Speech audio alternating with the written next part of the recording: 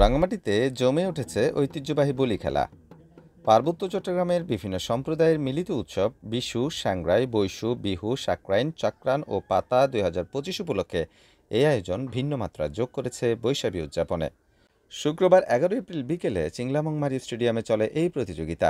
স্থানীয় সংস্কৃতিকে ধারণ করে আয়োজিত বলি খেলায় ছিল উপচে পড়া দর্শক। এতে প্রধান অতিথি ছিলেন পার্বত্য চট্টগ্রাম আঞ্চলিক পরিষদের চেয়ারম্যান শ্রী জ্যোতিরিন্দ্র বথিপ্রিয় লারমা। উদ্বোধন ঘোষণা করেন বিশ্ব গণমানুষের সেবা ফাউন্ডেশনের চেয়ারম্যান অচিংনু মারমা। খেলার মাঠে যেমন ছিল কুস্তিগিরদের তীব্র লড়াই, তেমনি মঞ্চ জুড়ে ছিল ভ্রাতৃত্ববোধের দৃশ্যমান বন্ধন।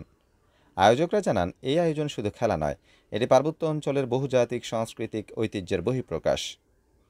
বৈশাখীর আয়োজনে বলি খেলা হয়ে উঠেছে এক অনন্য আকর্ষণ, যেখানে খেলার পাশাপাশি মিশে থাকে পারস্পরিক শ্রদ্ধা ও সম্প্রীতির বার্তা।